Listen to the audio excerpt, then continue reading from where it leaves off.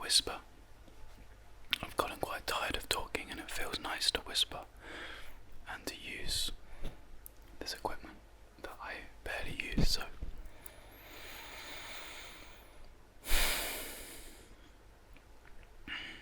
what do I want to speak about today?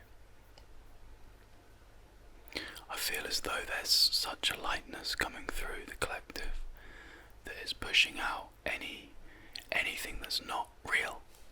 Anything that wants to avoid the aliveness of life is being asked, who are you? What are you doing in my system? Think of your being as geometry, right? As pure geometry. And it's very circular, it's very flowy, it's very symmetrical.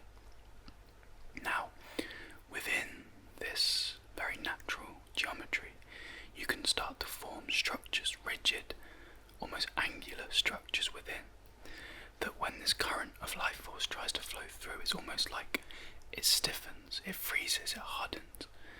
It's not the structure collapsing that's painful, it's the resistance to try and keeping it up. And the most freeing you'll ever feel is not, building these structures higher and higher away, further and further away from the aliveness or the fear of life. Is in the free fall down from these rigidities, right? This rigid belief system that may still be in the system.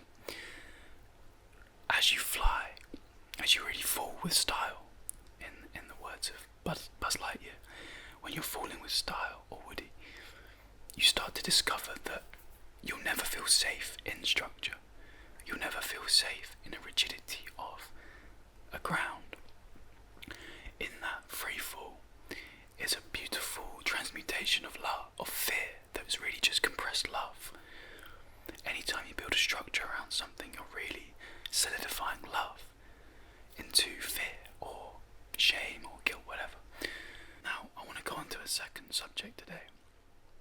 Have you noticed on YouTube there is a resurgence of almost new voices, new frequencies, and it's almost pushing out the seriousness of the old. I think you know what I mean by the seriousness of spirituality, right? Not only is that not needed anymore, where it once was as a bridge, but this seriousness of healing or even non-duality. So many beings are coming in awake, and they don't need all of this inquiry, they don't need all of these bridges that came before. And so the lightness of this era is so pure, it's so freeing, it's so playful. This entire realm as a playground is so available, and so it almost creates a contrast to the old type of spirituality, which was so, in a way, rigid. It served its purpose, but there's no room for characters, there's no room for exploration, creativity. You can create a whole new aspect now. Now that you're through enlightenment, you can create an aspect of being a Merlin or a wizard or gliding around the world, doing whatever you want. You're always supported. And there's no guilt around, oh well, is this person being a separate self, or is this person pretending to be a character? Yes. It takes mastery to go through the shedding of your identity, to discover yourself as infinity, and then to go off and play. Otherwise, why are you here? You're free to play, you're free to discover, you're free to create characters, you're free to play with these characters. Everything's a character, right? Even Jesus, the most pure embodiment of Christ, was playing a role, right? The Jesus, the Yeshua, wasn't even really the Christ. It was that which streamed through him out his heart, his high heart. Now this Christing of the race, the seeds have been planted, it's fine.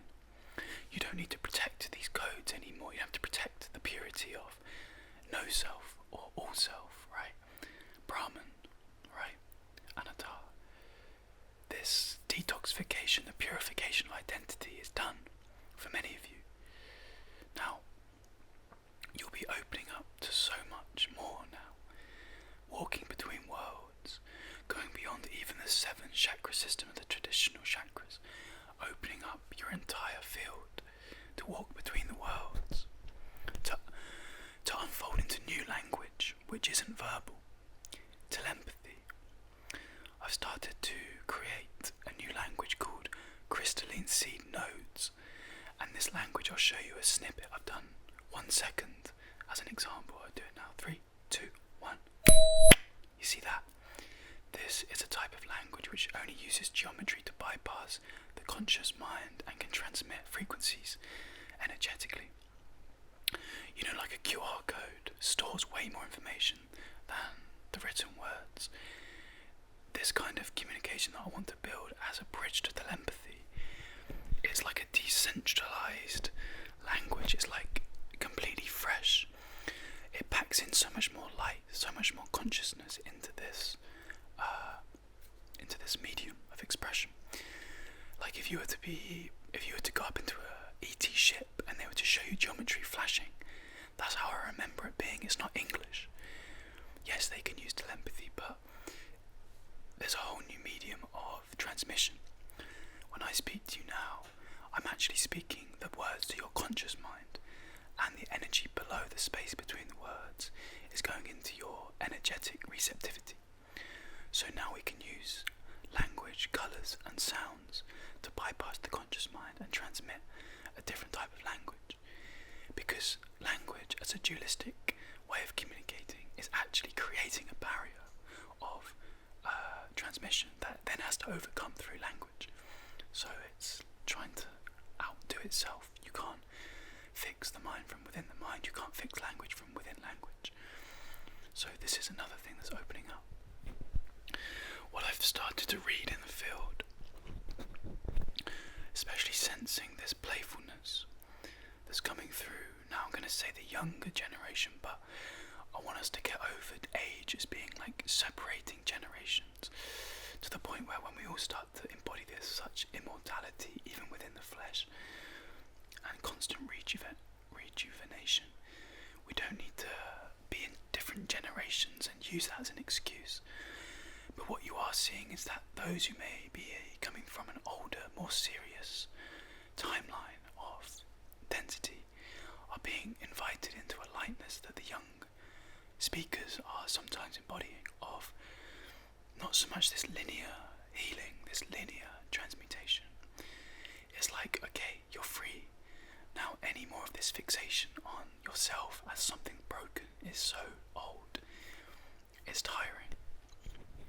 And there's usually a guilt complex that says you can't be as free as that because I had to go through that. You know, I had to work through that, so you as a generation also have to go through it. But it's like, what if a lot of the waves coming through don't have this trauma? They're not being passed on from their parents as much as before.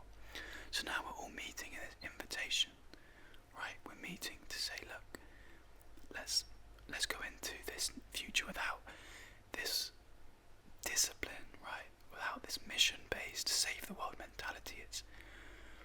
We invite each other into deeper layers of freedom through an invitation of playfulness, a multi-dimensional shifting and character building, world building, seeding new worlds, seeding new realms, going on adventures with each other, right? And with yourself, really. First of all, building this foundation of sovereignty and self-love within yourself, this inner union, is very visceral, the shift of the inner union within. You can always tell when someone's had that inner union because they're not searching to fix that polarity. They're falling within themselves, they're almost melting within themselves. They're just dissolving into who they know themselves to be, beyond masculine and feminine. I love the embodiment of beyond even genders. Not this like strange merging without any embodiment of, not this, dissolving of genders completely, but the ability to be fluid within any archetype. Not to embody the masculine pole and embody the feminine pole. I mean, just being a fluid, multidimensional, sovereign, cosmic being, right?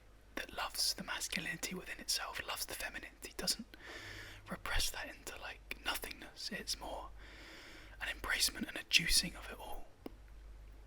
And that sovereign